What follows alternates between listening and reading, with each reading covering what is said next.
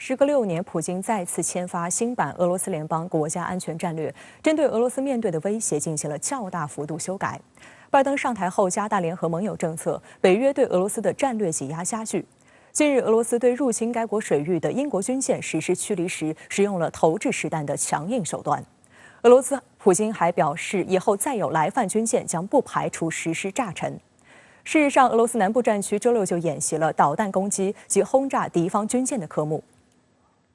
国家安全战略是俄罗斯国家安全保障领域最高层次指导性文件，每6年修订一次。该文件用于确定俄国家利益、国家战略优先方向和国家安全保障措施。上一版国家安全战略于2015年12月31号颁布。新版国家安全战略长达44页，有多处修订，强调要将核威慑保持在足够水平。俄罗斯联邦安全委员会副秘书长瓦赫鲁科夫表示，新版战略是俄对近6年面临的安全威胁变化的现实回应。他强调，目前俄罗斯主要面对3大方面的压力，首当其冲的是以美国为首的北约步步紧逼，第二是颜色革命威胁有增无减，3是流行病疫情、气候变化和金融等非传统安全问题凸显。这一版的安全战略是在乌克兰危机之前开始起草、开始做的。那现在这么长时间过去了，原来那个时候基于能够跟北约进行合作的，它更多的指向了非传统安全领域的一些合作。但是现在北约的战车越来越靠近俄罗斯的边界，也就是说，传统安全威胁重回俄罗斯地缘政治视野当中来了，也就是应对美国主导的欧洲这些盟国对俄罗斯的威胁。新版俄罗斯国家安全战略指出，一些国家的行动旨在煽动独联体分裂进程，以破坏俄罗斯与其传统盟友的关系。独联体是原苏联大多数加盟共和国组成的进行多边合作的独立国家联合体。独联体国家都是俄罗斯周边国家，对俄罗斯的战略安全至关重要。目前，独联体还有9个成员国和1个联系国。普利马科夫曾经设定红线，就是原苏联国家是不能加入到北约当中来的。但是我们看，从1999到现在为止，有那么多的原苏联国家波罗的海3国加入进去了，东欧社会主义国家也加入进去了。所以俄罗斯觉得，你北约越来越近，下一步就是乌克兰。乌克兰一旦加入，按照普京的说法，在利沃夫部署导弹的话，15分钟就可以打到莫斯科。北约东扩的这个问题上，让俄罗斯永远无法接受。值得注意的是，新版战略还首次将中国及印度列为主要外交方向，称要与中国发展全面的伙伴关系和战略合作，与印度发展特殊的战略伙伴关系。西方这个一个集体的对俄罗斯的一个围堵和制裁，这个导致俄罗斯的这个经济呢就陷入了一个困境。那么在这样一个局面下，那么俄罗斯呢就是要探寻，就是怎么在西方这个包围下，经济制裁下，来寻找俄罗斯的一个经济发展出路。那么所以这个呢，他把目光就转向中国，转向印度。特别强调一个供应链的一个重构。外界注意到，周一，中国国家主席习近平与俄罗斯总统普京举行视频会晤，两国元首发表联合声明，正式宣布中俄睦邻友好合作条约延期。观察指出，中俄睦邻友好合作条约确立了中俄世代友好理念，向国际社会展示双方致力于深化战略协作和互利合作的信心和决心，以实际行动践行了人类命运共同体理念。曾长期担任中俄领导人会晤首席翻译以及中俄睦邻友好合作条约翻译的北京外国语大学中华文化国际传播研究院特聘专家裴慈基对深圳卫视表示，俄中两国世代友好具有坚实基础。像俄罗斯和中国这样的有自己的主权国家的历史那么悠久的这样的国家，如果是有势力从外部要把自己的价值施加于人的话，那么这样的结果我们是不愿意看到的，也不愿意接受的。正因为我们有那么多的共同点，所以呢，我们肯定会继续发展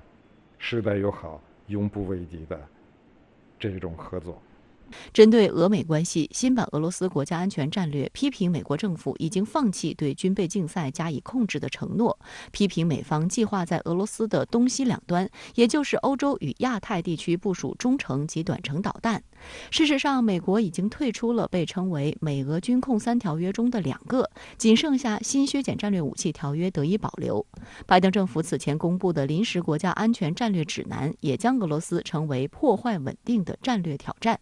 6月16号，普京和拜登在瑞士日内瓦举行4小时会晤，但外界认为效果不佳，两国关系没有回暖的迹象。在军事方面，新版俄罗斯国家安全战略首次提出，俄方会采取对称及非对称措施，应对外国威胁俄罗斯主权及领土完整的不友好行动。事实上，美军对俄方发展非对称军事能力十分忌惮。美国国家利益杂志2019年曾刊登美国陆军的一份研究报告指出，俄军重点发展了远离战场的先进防空武器系统和战术导弹，打造区域拒止武器系统，包括 S-300、S-400防空反导系统和具有极强突防能力的伊斯坎德尔导弹。此外，俄军还针对西方军队十分依赖复杂的数字化指挥系统的特点，装备了大量电磁武器，具有监听、干扰和破坏敌方先进指挥系统的能力，甚至还可以入侵敌方指挥系统并发布假命令。周六，俄罗斯国防部透露，俄南部军区航空部队的苏30SM 多用途战机、苏24M、苏34战斗轰炸机和苏27战机在黑海上空进行低空飞行训练，并练习了模拟敌舰进行导弹和轰炸攻击。俄国防部指出，进行这项特别训练是因为近期有一艘英国军舰闯入了俄方水域，还有美国的侦察机也在黑海上空进行挑衅性飞行。6月23号，英国卫士号驱逐舰航行至距离克里米亚海岸线仅19公里处，入侵俄方水域3公里。尽管英方坚称是无害通过了乌克兰水域，但俄方派出超过20架战机及2艘海岸警卫队巡逻船驱赶英舰。最近时，两国船只相距不到100米。期间，俄方巡逻船向卫士号附近水面射击。苏24战机还在英舰预计航路上投掷实弹进行驱离。普京30号在与民众的问答中谈及此事时强调，即使俄罗斯击沉入侵的外国军舰，也不可能引起第3次世界大战，因为西方清楚自己打不赢这场战争。深圳卫视记者注意到，卫士号正在参加美国和乌克兰主导的海上威风联合演习，演习将持续2周，规模则是史上最大，有来自32个国家的约5000名军人、32艘舰艇、40架军机和18个特种作战与潜水小组参加。但观察指出，今年的海上威风雷声大雨点小，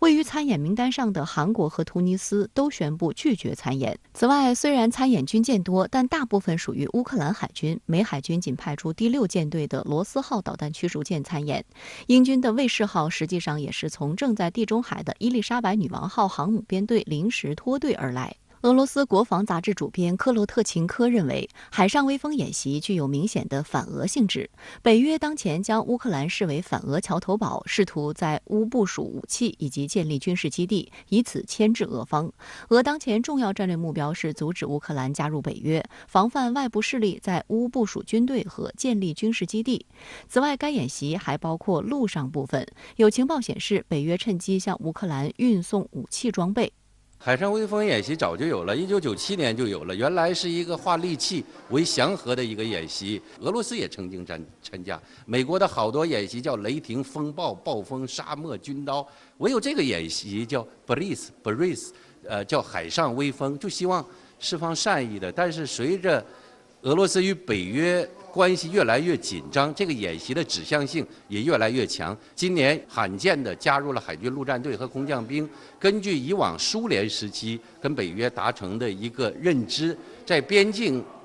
地区，在边境海域是不能使用空降部队和海军陆战队的。但是很显然，登谁的路抢谁的滩，又指向了俄罗斯。好，新闻话题马上来连线特约评论员吴卫，吴先生你好。俄罗斯总统普京本周末签署总统令，批准新版俄罗斯联邦国家安全战略正式实施。那您如何解读这份事关俄罗斯国家安全的纲领性文件？较以往的版本又有何不同呢？要分析一个国家的安全战略，首先要读懂他们的安全战略观念。它主要是由国家总体安全形势的背景塑造的。也就是回答一个核心问题，那就是俄罗斯的国家威胁主要是什么？俄罗斯幅员辽阔，横跨欧亚，有着世界上最大的国土面积，但也正由于漫长的国境线和复杂的地缘形势，俄罗斯一直是大国之中相对比较缺乏安全感的一个。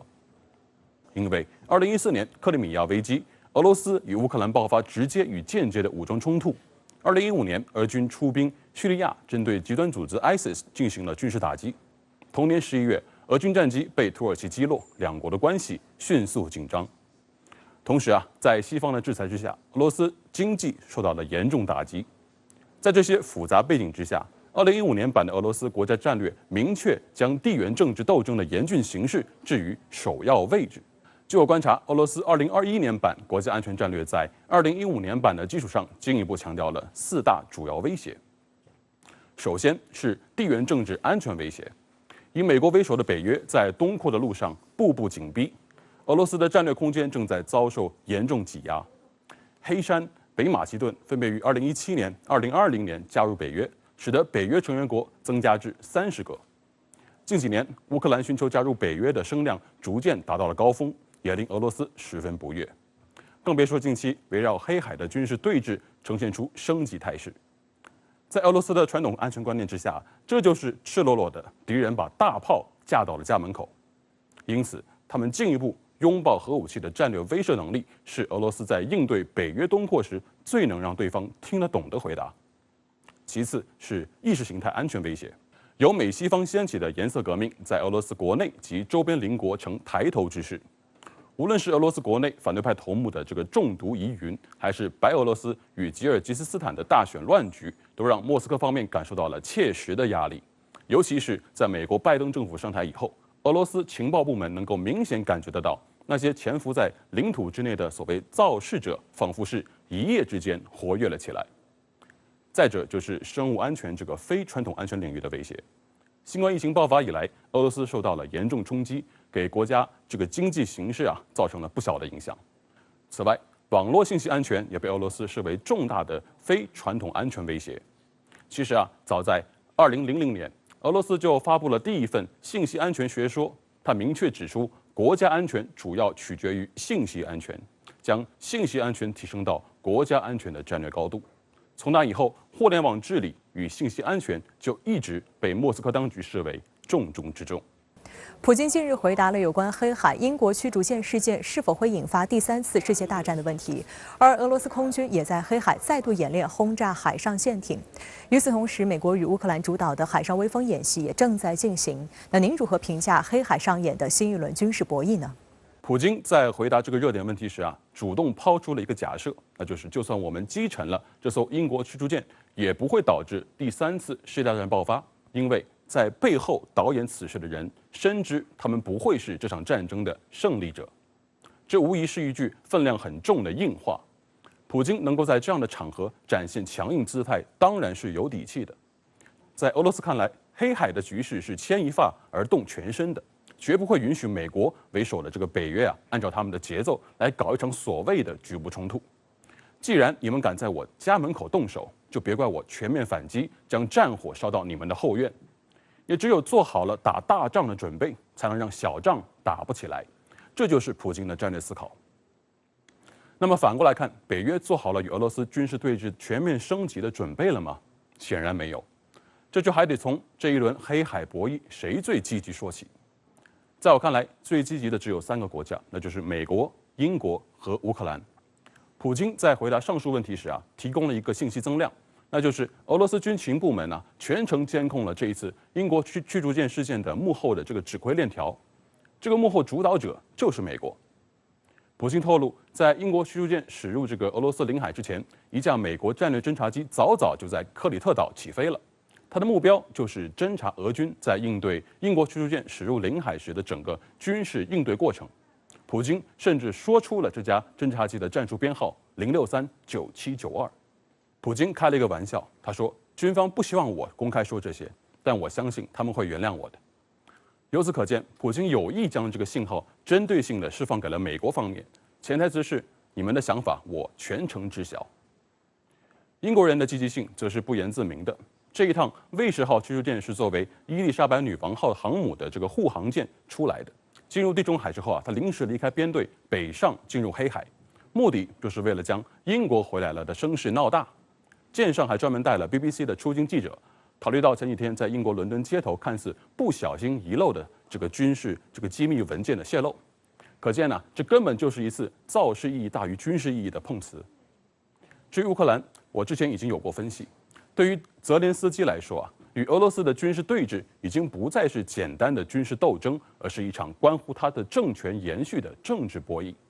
因此啊，在乌克兰看来，美军带来的北约朋友越多越好，声势闹得越大越好。